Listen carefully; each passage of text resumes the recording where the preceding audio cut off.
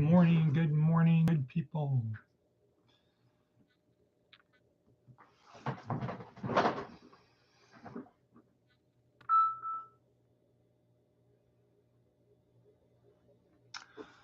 Good morning, good people. Today is Tuesday, April 29th, 2025. Only a couple more days left. My name is Edward Bevilacqua. This is Department of Career Services, where our goal is to help you experience this life. And what we now urge, you can go back over the last several years, but what we now, and we have evolved, what we currently urge is to consider yourself as spirit, as a soul with a body, not a body with a soul, or not a thing with a body and a soul. I think that's kind of, people say, who are you?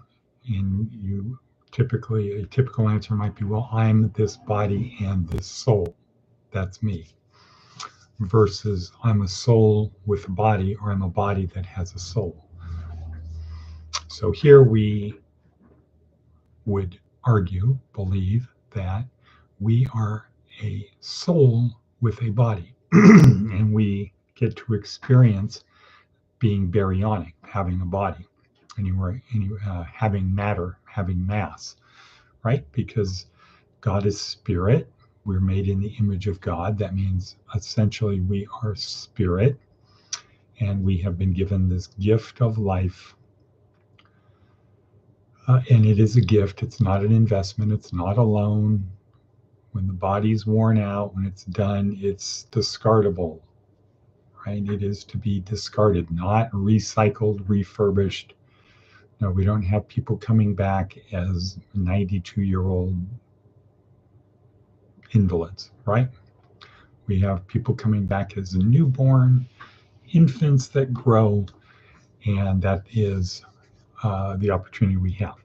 So that's what we believe. We believe that Jesus was God in the form of man, and that he came to teach, not to sacrifice himself the sins of everyone, past, present, and future.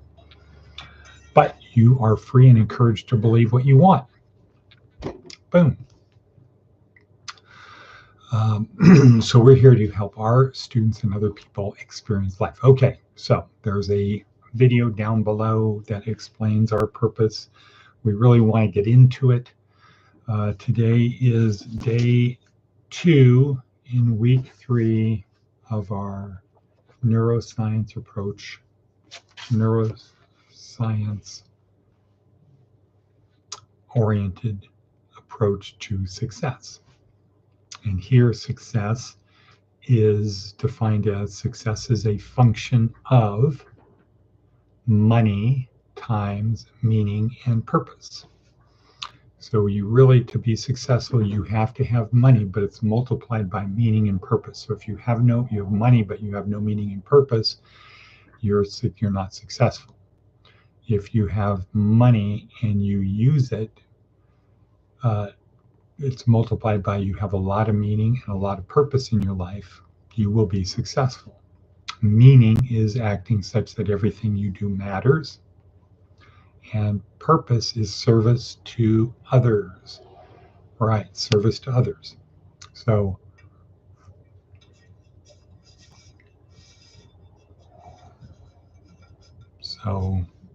Mark, you got this. My new drinking mug that I got yesterday. All right, so our theme of today, beware psychopathic narcissists. What? Yeah, beware psychopathic narcissists. So we've got a Jordan Peterson little short video about that. But let's get into our worksheet. Advice from an 80-year-old. Don't burn bridges. You'll be surprised how many times you have to cross the same river. Right. What does a bridge do? It enables one to go from here to there. Most often it's probably across a bed of water, but sometimes it's just over a chasm or between buildings, right? Could be in relationships. Don't burn bridges. Don't burn bridges. All right, what else we got on our hit parade? We've got a good one from Darren Hardy today, talking about the dark side of positive thinking. And fundamentally, his attitude that is supported by how professionals work, doctors, lawyers, Navy SEALs, etc., is they want to get realistic data. They don't want to be positive, have positive thinking. It's going to work. Everything has everything is this and that. It's no. It's a surgeon isn't going to say it's going to work out. I don't know how, but it's going to work out. No, he focuses on his trade. Navy SEALs aren't effective because they have positive thinking. They're effective because they are highly trained. And so the expression is, when there is a catastrophe, when there's a problem, we don't rise to the moment. We lower ourselves to our level of training. So the higher you're trained, the better you can do under stressful or unanticipated circumstances. All right. Seth Godin. More alternatives, please. What? More alternatives? Please. There are two ways for an artisan or professional to see the world. 1, scarcity. 2, abundance. Scarcity. This is the idea that if there were fewer photographers, more people would hire me to do wedding pictures. That if the bar exam were more selective, it would be easier for my firm to get clients. And if everyone would just stop imagining they could be an author, musician, magician, painter, my life would be a lot better. And AI should be barred from doing what I do. Abundance. This is the more resilient and likely idea that when others show up to participate in your craft, it brings energy, insight, and activity to the field. The truth is that books don't sell very well in the supermarket, where there are no other books. They do better in the bookstore right next to all the other books. Okay, very good. Thank you, Seth Godin. Okay, psychopaths. Beware of narcissistic psychopaths. So Jordan Peterson talks about that compellingly when describing that we could solve the world's energy problem. We have the technical ability to do it. We have the resources to do it, but we don't have the willpower to do it because the people who can do it are psychopathic narcissists and they don't want to do it. They don't want to do it. So a little description about them there, meaning about psychopathic narcissists down below. A quick 1 or 2 minute video, very compelling, by Jordan Peterson. Okay, how are we doing for time? Such a runic rhyme. Good, we're 8 minutes and 36 seconds in. All that we have left is to talk about day 2, week 2, day 2. Neurotransmitters. So this week, once again, our focus is on inside my skull-sized kingdom, because I see that everything revolves around me. What I want, what I need, how I feel, etc., etc. Cutting things down because time is racing. So now we need to understand what's inside my skull-sized kingdom. And we focus on 3 areas of the brain. Now, the brain is the most complex thing in the universe. So we're not trying to say this is how the brain works. We're just trying to say this is how neurons, neurotransmitters, and the reticular activating system help you answer the questions, who am I and why do I behave the way I do? Okay, so today's talk is about neurotransmitters. Simon Sinek, who's not a brain person, he's a coach. One of the best, one of the One of the good ones out there, very effective, very persuasive. He does a great job. We're very supportive of him, etc., etc. So he's talking about we have evolved so that in our system, in our body, in this body that we have, that our soul inhabits, that enables our soul to get around in the world. Because it wouldn't be great to be spirit in as a spirit, but you're a rock, can't move, wouldn't be able to experience much of life, right? Or your spirit, but you have no shape, no form, you're non-baryonic, wouldn't really be able to affect much. You'd be like the wind, right? Or a breeze. You'd be like just a little bit of air going. Anyway, so Simon Sinek says we evolved to have chemicals helping us, causing us to do things. We don't have to think about it. These chemicals are released in our system and we feel things and we respond. We learn to respond based upon those feelings. So, for example, if there's danger, certain chemicals are released in our system so that we react in a certain way when we face danger, we're scared. And the key thing is these chemicals can be released whether there is actual danger or the perception of danger. Right. So the better we understand these chemicals, the better we can control them, the better we can control them. It helps us answer the questions, who am I and why do I behave the way I do? So an example would be, if you believe there are monsters in your closet, if you actually believe it,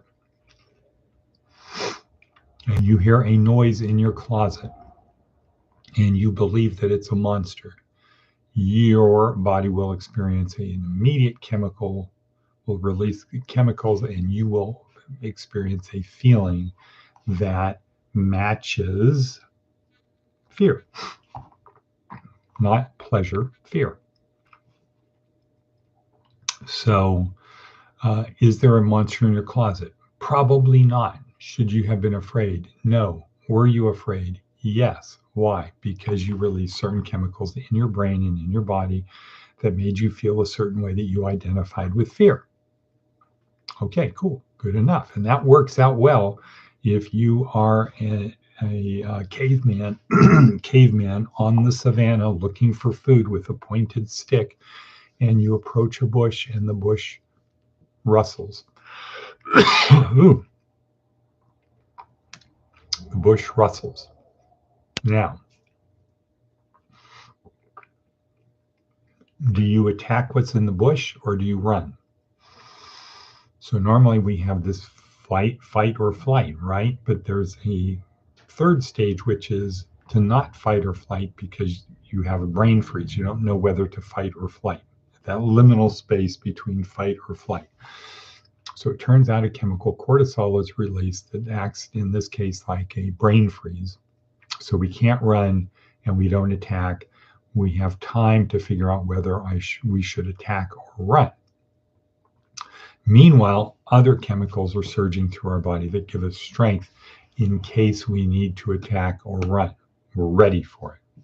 So what's the problem? The problem is if I attack the bush and it's a lion, the lion will swat away my little pointed stick and then claw off my face and then chomp, eat me, bite off my face. Okay, and I will be dead. On the other hand, if I didn't have cortisol and the bush rustled, and my programming was run if bush rustles, because you need to sneak up on animals. So if you don't sneak up on them, run. If they're aware of your presence, run. Well, the problem with that is we go hungry too often. So if I run and it's a rabbit, I go hungry. Cortisol, brain freeze, trying to figure out, is it danger or is it food? Is it prey or am I the prey? And then I go from there, right? Good system. Simon Sinek would say good system. The neurotransmitters in this case caused me to freeze, figure out what's going on, and then either attack or run. And it's as simple as that. So he talks about four chemicals that are responsible for positive feelings. And these are released automatically. And when they get released, it makes us feel a certain way so we can behave a certain way. And the outcome will be a certain way. And then that will reinforce our belief. So, and of the four, two, he said, calls the selfish ones because we don't need other people to help us release them. So that's endorphins and dopamine.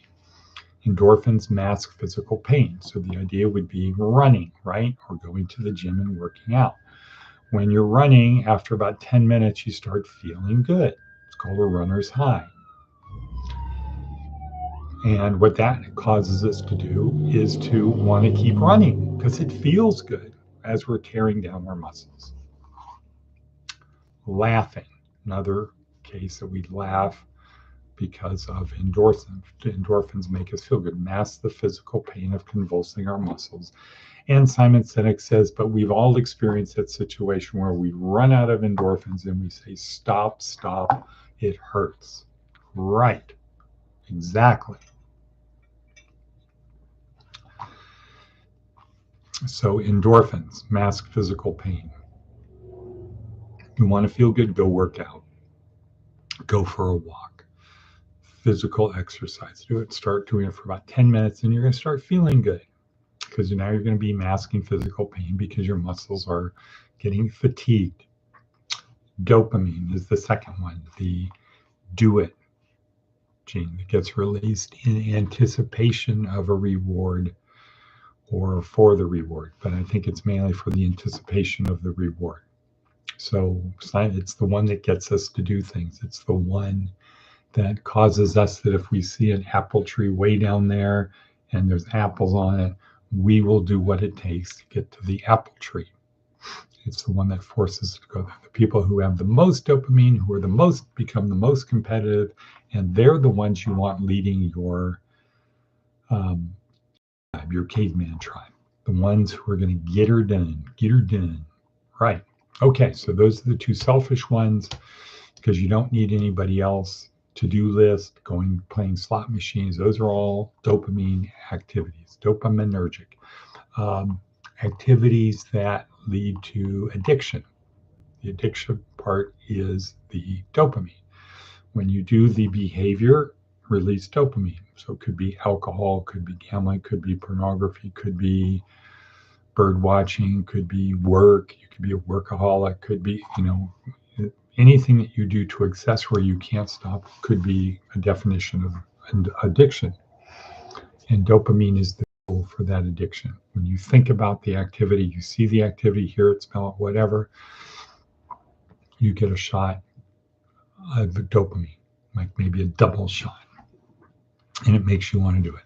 Alcoholics, when they see alcohol, think of alcohol, smell alcohol, or when they get in situations where they're hungry, angry, lonely, tired, and their coping technique was alcohol, that you release dopamine and it gets you to want to drink.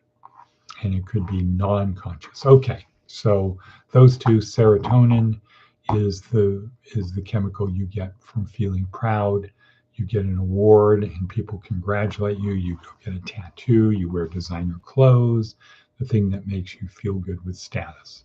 Okay, and then the best one of all, oxytocin, as he says, the rainbows, the unicorns, all of the feel-good type stuff. So you get that when you hug people, when people hug you, when you sacrifice for others. Okay, so Simon Sinek compellingly talks about how these chemicals force us to do things. So here, if we understand the chemicals, number one, how they work and how to release them, now we're better able to dial in who we need to be right now. And the key thing is you don't have to actually do a thing to release the chemicals. You can think about doing the thing to release the chemicals. Right. You can think about doing the thing. You don't have to actually do something this brave. You can imagine yourself doing something. Anyway, that's it. Time's up for today. Shivas and shalom, people.